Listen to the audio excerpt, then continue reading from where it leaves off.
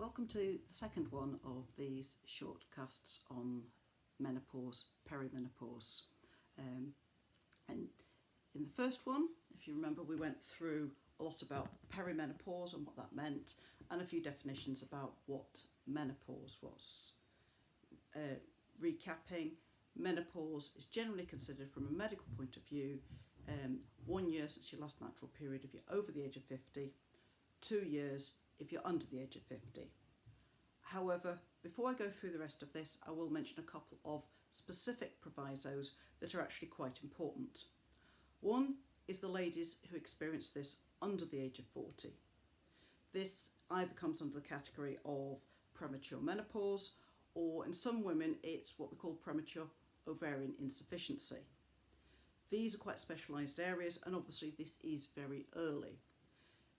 If you're in the category of, particularly if you're having symptoms that may be suggestive of the menopause, but even if you haven't, and your period stops for 6 months or more and you're under the age of 40, then that is an indication that you probably should be going to talk to your doctor, because there are a number of things that can cause it, and generally they are things that are best looked at on an individual basis and worked out what's the best options for you.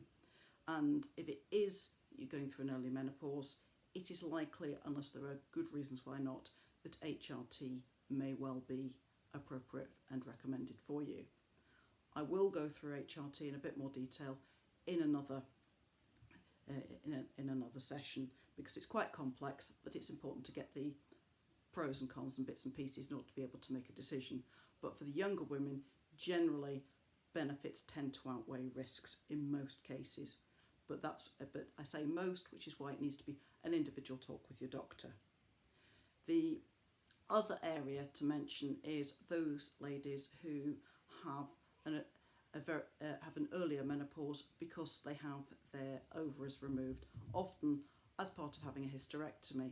And unfortunately, sometimes you're told, well, you know, you're 46, 47, 48, we're taking your womb away, we might as well take your ovaries away as well, because because you're not going to get much usage out of them anymore, and if they're left there they could become cancerous in time, and a lot of women agree to that. What you're often not told, unfortunately, is that if you do have ovaries removed, you get a very sudden, dramatic menopause, and most of these women, in my experience, find this quite significantly unpleasant in terms of their symptoms. And again, unless they've been taken away because there's a reason, like you've got cancers that are related to hormones, in general, HRT may well be a recommendation as part of dealing with your symptoms, because it is very difficult for those ladies who've been in that kind of situation. For most of us that go through the perimenopause symptoms and then finally get to the point where the ovaries stop working and the estrogen levels get lower and lower, which associates typically with increasing amounts of the sweat flushes, sleep problems. You often still have the confidence issues, and you can have changes in your skin. There's a bit of the middle-age spread, and you find your metabolism's changed a little bit and you're putting on a little more weight than you'd be wanting to, and some people find that there are memory issues, and there are other things like a bit of dryness down below, which often happens over time. The down below bits, again, I plan on covering in a separate one. Today's one is more to do with the issue that I get asked a lot of I think I'm going through the change, doctor. What can I do about it? What do I do? And I love these chats because it gives me a real opportunity to put a bit of positive stuff into often a very busy, challenged woman's life at a time of transition, and a time when, hormonally sometimes things are tough, and some of them they're just having the beginning of symptoms, and they're just more curious of, is HRT a good idea? Should I be taking it? My friend's taking it. I really don't want to take it, or just are there things I need to be aware of? So I absolutely love being able to do this, do this particular talk, and generally it's going through. Yes, it's an opportunity to look at things. As I mentioned before, it's often a time when a woman is juggling a lot of different plates.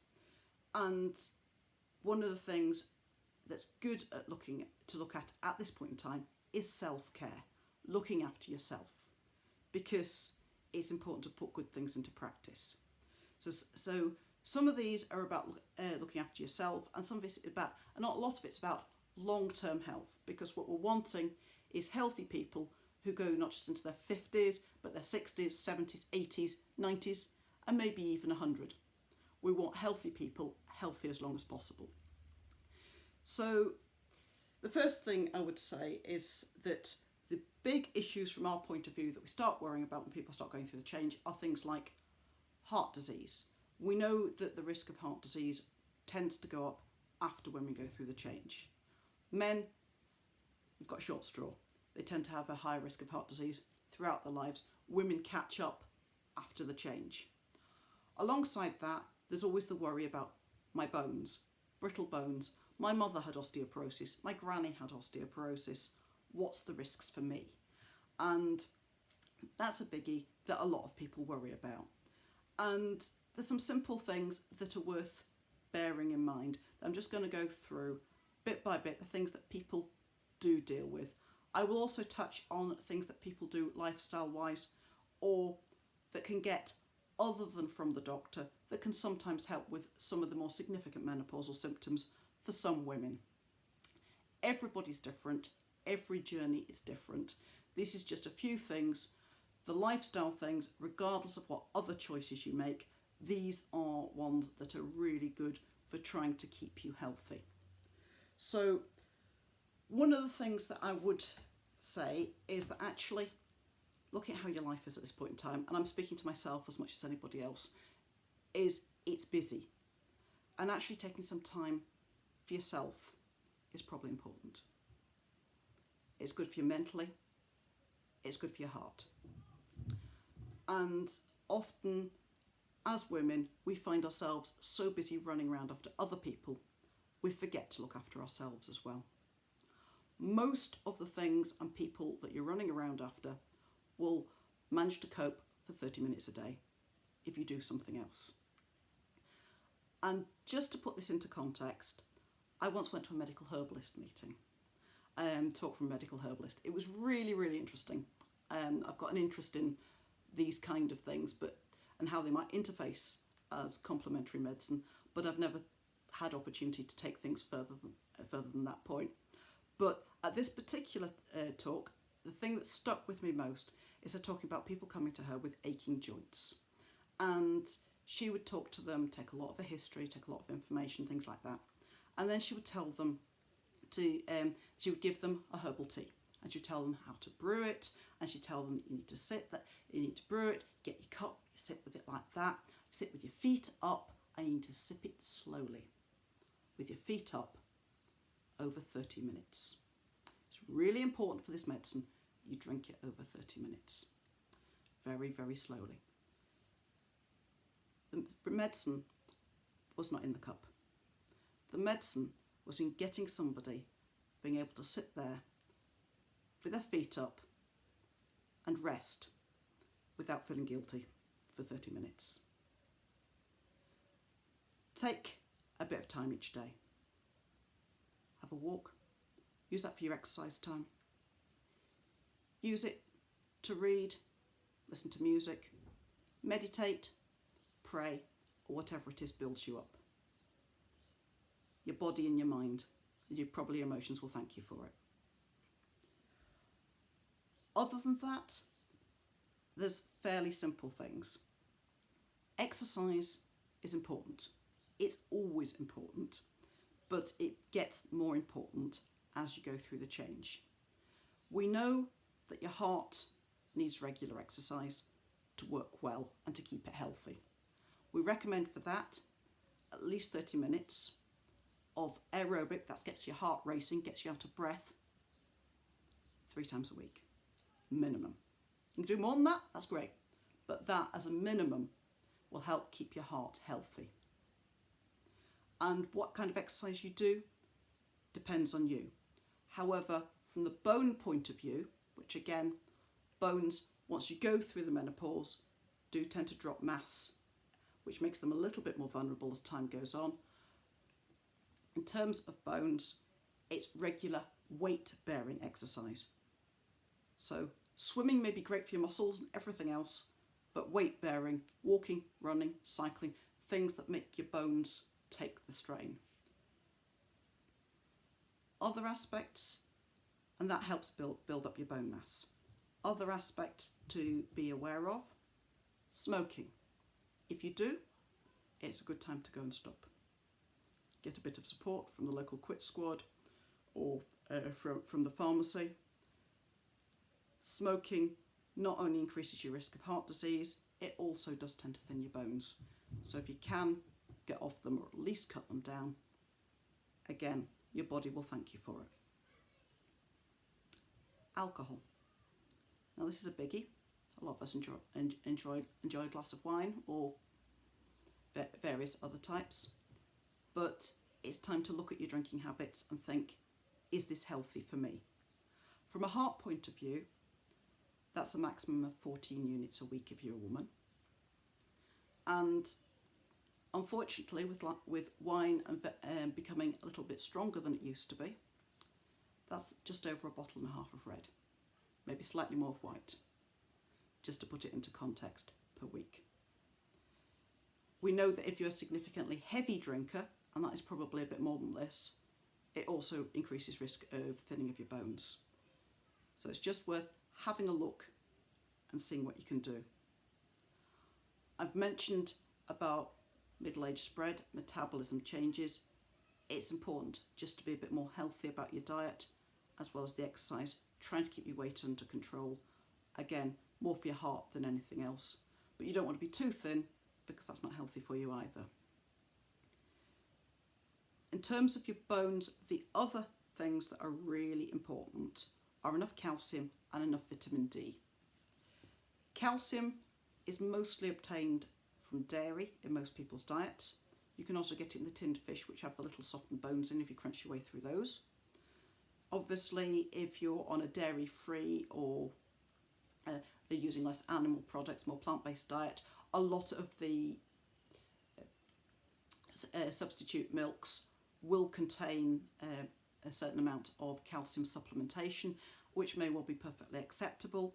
There are also some advantages to those in that they do contain a reasonable amount of plant estrogens, which I will mention in a minute. If you are not taking enough calcium in your diet, or think you may not be, it may be worth thinking about taking a supplement. Vitamin D, otherwise known as the sunshine vitamin, for a very good reason. That's how we get it. You would struggle to get enough vitamin D naturally in your diet. You would be drinking ridiculous amounts of milk, eating ridiculous amounts of eggs, or any of the various other things that are meant to contain vitamin D. Therefore, we need it from the sunshine. If you can get enough sunshine by exposure to the sun, from the elbow down, upper body, sometime during the day, April to October, then you're probably going to make about the right amount of vitamin D. Most of us that live in Britain don't manage that, which means that ladies, once you get around about the change, like we're beginning to do a little bit more with our children, think about taking a vitamin D supplement, because vitamin D and calcium are essential for making healthy bones. So those are the sort of things that you need to be doing for yourself: exercise, healthy living, thinking about supplement from that point of view. Now, in terms of some of the symptoms that you're having, it depends on how they are. If they're bearable, then you certainly don't necessarily wish to be rushing for anything more medical. But if they're a bit more of a problem, you may want to consider various options. There are a number of herbal remedies that are used that contain phytoestrogens, that's plant estrogens, that can make you feel better. And some women find these absolutely wonderful. It's very much an individual thing, and some women find this really helps them. Some women take them, others don't. I would just say that if you are planning on taking any of these things, make sure you get them from somewhere that knows about conventional medicines as well, if you are taking any conventional medicines. For example, St John's wort, which is also used as a herbal antidepressant. It can be very helpful, but if you're taking any form of hormonal contraceptive, it may make it less effective, which will be a problem. It also has an impact on quite a large number of other medication, so always talk to your pharmacist before taking something like that. Other options that people tend to use a lot more commonly are things like red clover, sage, black cohosh. Now, I will mention black cohosh in that more women that I've seen have said this is beneficial than most of the other supplements that they've taken. However, a few years ago, there was a study that indicated that a number of women had gone into liver failure that they thought was related to it. It was a small number of women, which is why it hasn't been taken off the market, but it's just something to be aware of, that there is a caution out there about it. I think that's why it's generally said use it for a short length of time rather than take it for a prolonged period of time. Other than that, some people find modifying things dietary can help. And again, that comes into the plant estrogens, and you'll find on the internet there are lists, reputable lists of foods that contain a good amount of plant estrogens. Soy is a particular one, various yams do, lots of nuts and seeds do, cranberries are particularly rich in it. There's even a recipe for an HRT cake, which involves a lot of seeds, nuts and dried fruit and things like that. Apparently it comes across a bit like a sort of odd dry fruit cake. Some women think it's absolutely wonderful, and it gives you something that you can do that for some people might be sufficient and might be preferable to going to take something more stringent from the doctor. So those are the sort of main sort of things that people do. Some people find the exercise, if they get the well-being with that, can also help with the symptoms. So these are things that you can put into place yourself, and regardless of what other choices you make, it's certainly worth doing the lifestyle measures.